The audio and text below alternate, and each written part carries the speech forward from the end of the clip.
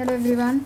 Today we are going to start our next topic of social responsibility of business and business ethics. As in the previous video, we have started our new topic, and this is the second topic, part 2 of that chapter, that is social responsibility towards different interest group. What are the social responsibility of the businessman towards different interest group? As we already know that there are number of groups in our society. If we are talking about society, if you are talking about society, then it doesn't mean only customers. इसका मतलब customers ही नहीं है. मैं आपको पहले भी बता चुकी हूँ. कस्टमर्स के साथ गवर्नमेंट, आपके सप्लायर्स, शेयर होल्डर्स, ये सारे लोग जो होते हैं वो सोसाइटी का पार्ट होते हैं एंड दे फॉर्म सोसाइटी. ठीक है. तो आज हम पढ़ेंगे that what are the social responsibility of the businessman towards different interest group, towards different society. Right. तो सबसे पहले हम पढ़ेंगे responsibility of business towards customer. जो आपके कस्टमर्स होते हैं उनके लिए, कंज्यूमर्स जो होते हैं उनके लिए आपके जो बिजनेसमैन है उसकी क्या क्या रिस्पॉन्सिबिलिटीज़ होती हैं. First one is production of desired quality product. आपके बिजनेसमैन को always, or the manufacturer always produce the good and services that what your customer wants. आपका जो कस्टमर चाह रहा है आपसे, that you will have to provide that desired quality of product and that product is of quality nature. बहुत अच्छा product होना चाहिए, क्वालिटी नेचर होना चाहिए उसका. Next is regular supply of goods and services. आपके गुड्स और सर्विसेज कैसे होने चाहिए? रेगुलरली सप्लाई होनी चाहिए. ऐसा नहीं है कि हमने एक टाइम सप्लाई किया और उसके बाद फिर बंद कर दिया तो कस्टमर्स के लिए परेशानी आ जाएगी. राइट. तो बिजनेसमैन की रिस्पॉन्सिबिलिटी बनती है कि he should regularly supply the goods and services to the customers. Next is follow unfair trade practices. No adulteration, no black marketing should be there by the businessman. कोई भी ऐसा काम नहीं करना चाहिए बिजनेसमैन को जिससे कि कंज्यूमर को परेशानी हो. लाइक अडल्ट्रेशन कर रहे हैं आप, मिलावट कर रहे हैं, ब्लैक मार्केटिंग कर रहे हैं. It should not be like that. You will have to do the you will have to do the business in a very clean sheet manner. Next is design the product according to the demands and taste of the consumer. आप सबसे पहले जब भी हम product बना रहे हैं तो प्रोडक्ट हम किसके अकॉर्डिंग बनाएंगे? According to the demand and taste and preferences of the customer, that what actually our customer want. हमारा कस्टमर हमसे क्या चाह रहा है, हम उसके अकॉर्डिंग ही क्या बनाएंगे, अपना प्रोडक्ट डिज़ाइन करेंगे. ठीक है. Be truthful in advertisement. हमें अपने एडवर्टीजमेंट में कैसा रहना है? ट्रूथफुल रहना है. आपको कोई भी ऐसा एडवर्टीजमेंट नहीं बनाना कि जिससे कि लोग परेशान हो, इन द सेंस कि लोग डाइवर्ट हो जाएं. फेक एडवर्टाइजमेंट हमको नहीं बनाने हैं. राइट. हमें एडवर्टाइजमेंट कैसा बनाना है? एकदम राइट एडवर्टाइजमेंट बनाना है जिससे कि हमारे जो कस्टमर्स हैं उनको बाद में परेशानी ना हो. ठीक है.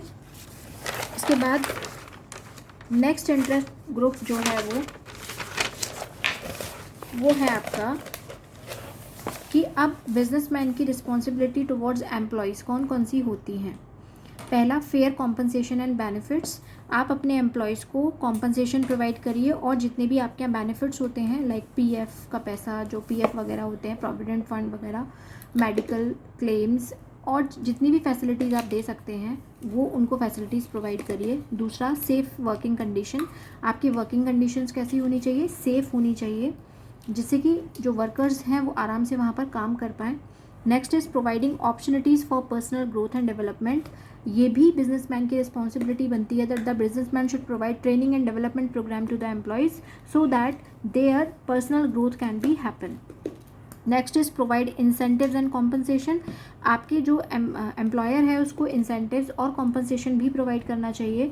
लाइक आपके पे एंड अलाउंसेस, बोनस वगैरह, ये सारे इंसेंटिव्स उसको टाइम टू टाइम प्रोवाइड करते रहना चाहिए जिससे कि आपके एम्प्लॉयज़ और ज़्यादा मोटिवेट हों और ज़्यादा अच्छे से ऑर्गेनाइजेशन को अपना 100% दे पाएँ.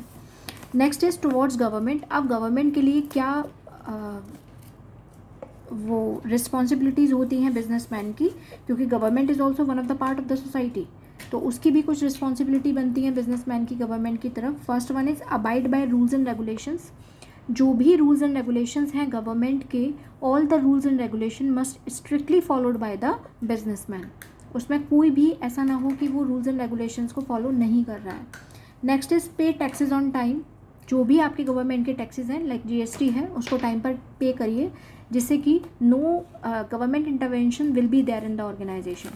ठीक है, बिकॉज मैंने आपको समझाया था लास्ट क्लास में भी कि अगर एक बार गवर्नमेंट का इंटरवेंशन बढ़ जाता है आपकी ऑर्गेनाइजेशन में, then it will bad for the image of the organisation, means public की आइज़ में उसकी इमेज अच्छी नहीं होगी. Next is help in solving social problems. I told you in the importance of social responsibilities कि आपके जो बिजनेसमैन होता है उसके पास सोशल पावर होती है, लाइक एम्प्लॉयमेंट प्रोवाइड करना लोगों को, पॉवर्टी एलिमिनेट कर सकता है वो एक तरीके से.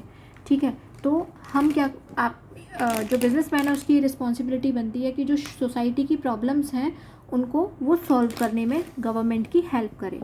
Next is to adopt fair dealing specially when involve in external trade. अब आप देखते हैं जब भी हम बाहर कोई भी अपना बिजनेस कर रहे हैं, लाइक आपने कोई भी मैन्युफैक्चरिंग की, ठीक है, और आप उसको एक्सपोर्ट कर रहे हैं from your country to other country, then your good your product should be well designed, your product should be of good quality, because it is a matter of the reputation of your country in the other country.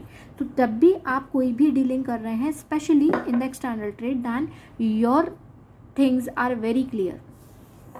Next is towards shareholders. Shareholders के लिए हमारी क्या responsibilities होती हैं. First one is to ensure safety of investment. सबसे पहले हम क्या करते हैं, हमारे शेयर होल्डर्स हमारी कंपनी में पैसा लगाते हैं, like they purchase the shares from our company. तो वो भी कुछ चाहते हैं हमसे, हमारे बिजनेसमैन से, that the businessman should fulfil there some of the demands. and what are the demands, I should not say demands हैं, but ये हमारी रिस्पॉन्सिबिलिटी है बिजनेसमैन की कि उनको फुलफिल करें. First one is to ensure safety of investment. जो भी आपके यहाँ पैसा इन्वेस्ट कर रहा है पर्सन, उसके इन्वेस्टमेंट को आप सेफ रखिए. ऐसा ना हो कि आप 4 साल बाद उसको ये बोलें कि that your investment is not there with us, हमारे पास नहीं है, हमारे पास से लॉस हो गया इसलिए चला गया. Should not be like that. Whatever the investment is doing by the shareholders in your organisation, then it should be safe.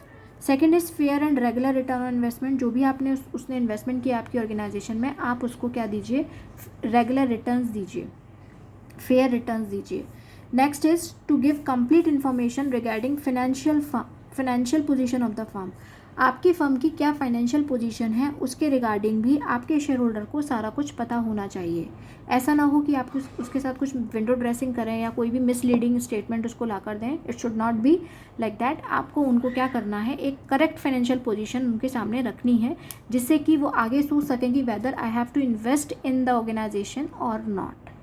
Next is proper utilisation of funds. जो भी उसके फंड्स उसने आपके इन्वेस्ट किए हैं उसका properly utilisation करना है आपको. ठीक है, उस फंड्स को आपको प्रॉपरली यूटिलाइज करना है. ऐसा ना हो कि आप उसको आइडल पड़ा रहने दें और उसको फिर रेट ऑफ रिटर्न की बारी आए देने की, तो आप कहें कि आपका फंड्स हमने यूटिलाइज नहीं किया था और आपको रेट ऑफ रिटर्न नहीं मिलेगा. तो ऐसा नहीं होना चाहिए. प्रॉपर यूटिलाइजेशन होना चाहिए फंड्स का, जो भी आपके पास वो अपने फंड्स दे रहा है.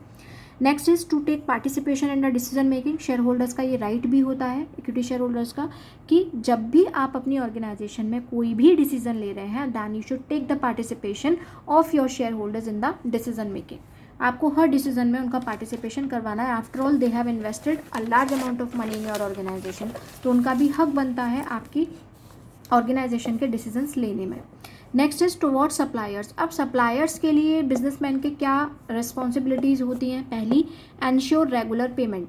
आप सप्लायर से सामान ले रहे हैं, रॉ मटेरियल ले रहे हैं, फिनिश गुड ले रहे हैं या फिर, तो आप उसको क्या करिए, रेगुलर पेमेंट करिए.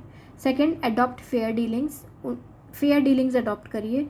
कोई भी ऐसा ना हो कि आप उसको इतना उसके साथ डीलिंग्स इतनी ख़राब रख रहे हैं, अपनी टाइम पर पेमेंट नहीं कर रहे हैं, पेमेंट ना करने के बावजूद फिर आप कह रहे हैं कि that we have done the payment. तो ऐसा नहीं होना चाहिए. डीलिंग्स एकदम फेयर होनी चाहिए.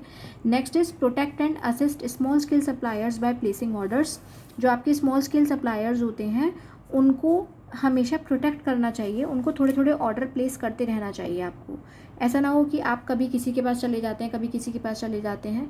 सप्लायर्स को आप रेगुलरली ऑर्डर्स दीजिए, जिससे कि वो भी उनको भी अपॉर्चुनिटी मिले अपना पैसा अर्न करने की.